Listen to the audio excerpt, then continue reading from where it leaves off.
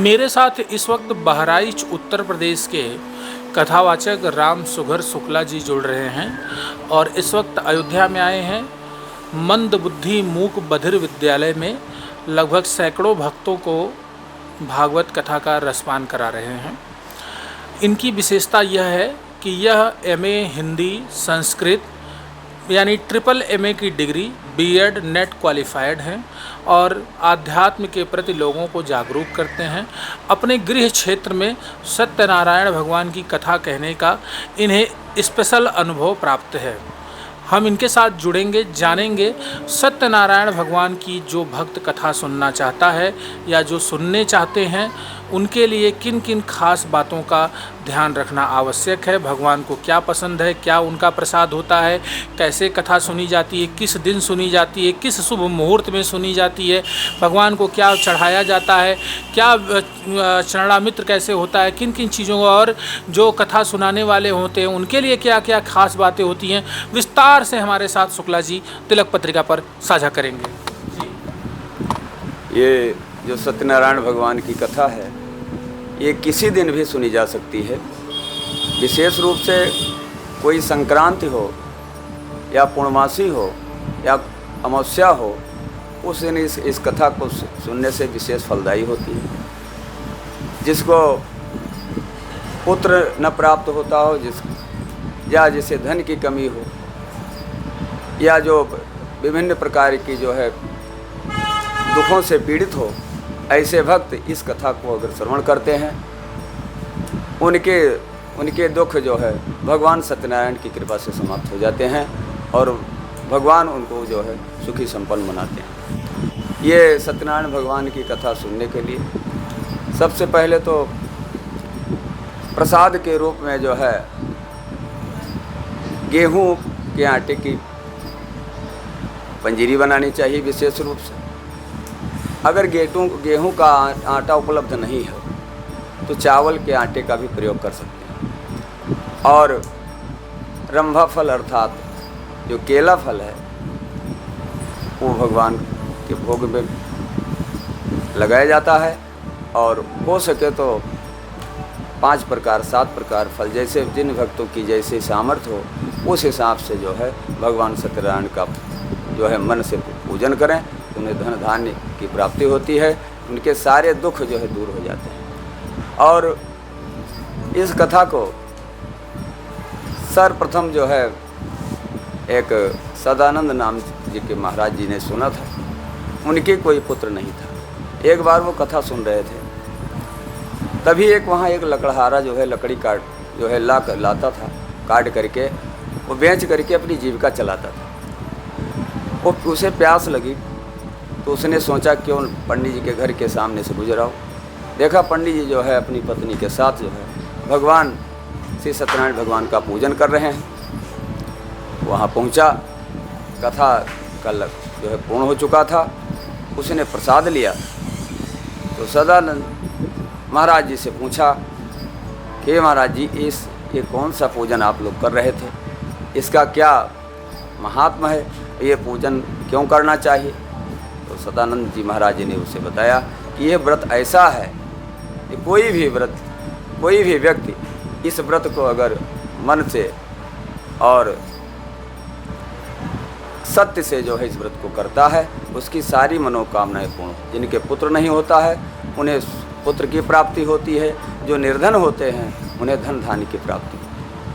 तो उस लकड़हारे ने जो ये सुना सदानंद जी महाराज से, तो उसने मन में विचार किया कि आज वो चूँकि वो प्रतिदिन लकड़ी काटने जाता था, उसने सोचा कि अगर आज जो हमें लकड़ी काट करके बेचेंगे और उससे जो हमें धन की प्राप्ति होगी, उस धन से हम ये पूजा पाठ की सामग्री की व्यवस्था करेंगे और सत्यनारायण भगवान का पूजन करेंगे। भगवान की कृपा से उस दिन वो लकड़हारा लकड़ी काटने के लिए गया और लकड़ी काट के वो गट्ठर बोझ लेके गया और उस स्थान पर गया जहाँ धनी लोगों की बस्ती थी। और सत्यनारायण भगवान की कृपा से उसे जो है उस दिन वो लकड़ी का 2 दाम प्राप्त और उसी धन से उसने जो है सत्यनारायण भगवान के लिए पूजन की सामग्री मंगाई और भगवान का पूजन किया।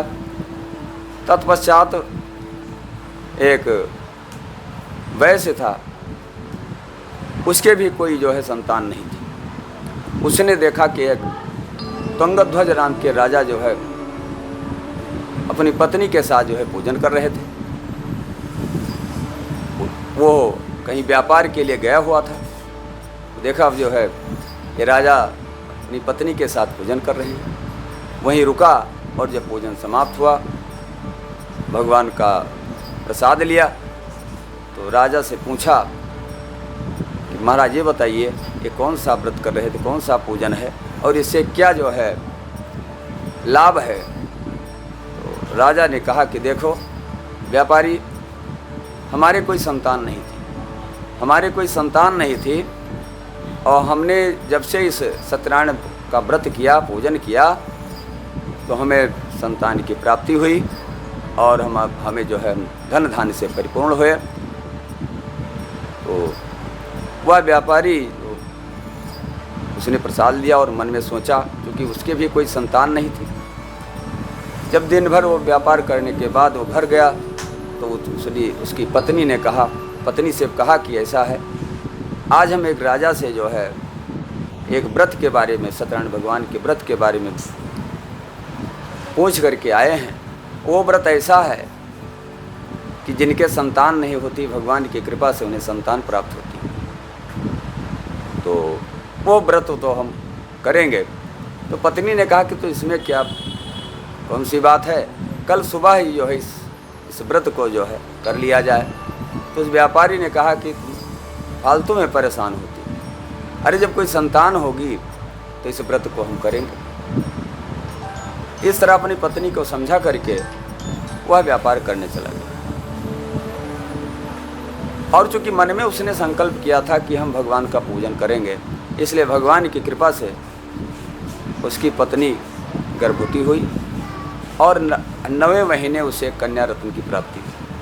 और जब कन्या रत्न की प्राप्ति हुई, जब उसकी छठी बरही और मसवारा हो गया, तो वैश्य की पत्नी ने कहा, क्यों, जिस व्रत को आपने जो है ये संकल्प लिया था, उस व्रत को कब करोगे। तो उस व्यापारी ने कहा, देखो तुम बेकार में परेशान हो रही हो, इस कन्या के जो है छठी बरही मसवारे में बहुत सा धन खर्च हो गया है और अब जब ये बड़ी हो जाएगी तो इसका जब हम विवाह करेंगे तो तेल पूजन होगा ही, उसी में ही भगवान का जो है पूजन भी हो जाया करेगा। तो पत्नी जो है वैश्य की बात को सुन करके जो है चुप हो गई। धीरे धीरे उसने जो है,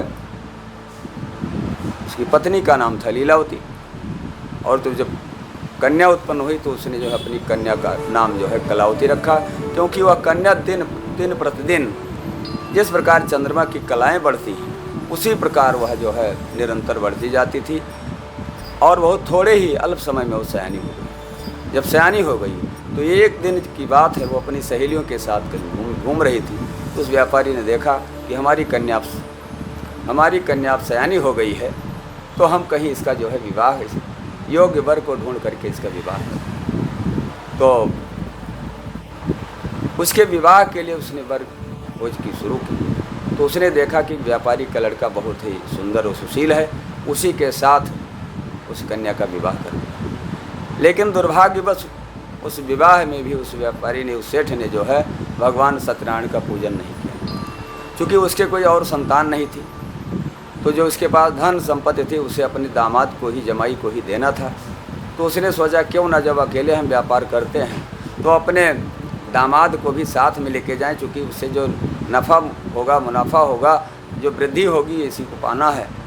तो वो दोनों जो है ससुर और दामाद व्यापार करने के लिए गए। तो एक नदी के किनारे पहुँचे तो थोड़ा रात्रि हो गई, वहीं पर जो है वे लोग सो गए। और उसी दिन एक राजा चंद्रकेतु थे, उनके यहाँ जो है चोरों ने जो है चोरी किया और बहुत सा धन वो लेकर जा रहे थे। तो चोरों और सिपाही लोग कहीं खोज रहे थे उनको पीछे पीछे। चोरों ने देखा कि ये लोग जो है दोनों ससुर और दामाद उसी नदी के किनारे जो है सो रहे थे। जब आवाज़ सुनी तो जो है जग गए। तो उसने सोचा। महाराज जी यहाँ पर मैं रोकूंगा, मुझे ये आप बताइए कि कथा श्रवण करते समय सत्यनारायण भगवान के किस स्वरूप को रख करके वहाँ पूजा करके कथा सुननी चाहिए? कथा सुनते समय भगवान के सत्य के स्वरूप को जो है ग्रहण करके पूजन करना चाहिए। और उस दिन जो है झूठ नहीं बोलना चाहिए, सत्य का जो है पालन करना चाहिए, सत्य बोलना चाहिए। मेरे साथ जुड़े हुए थे राम सुघर शुक्ला जी, कथावाचक हैं। इन्होंने सत्यनारायण भगवान की कथा को हमारे साथ साझा किया और तिलक पत्रिका पर बताया। मैं देवेश पांडे, अयोध्या।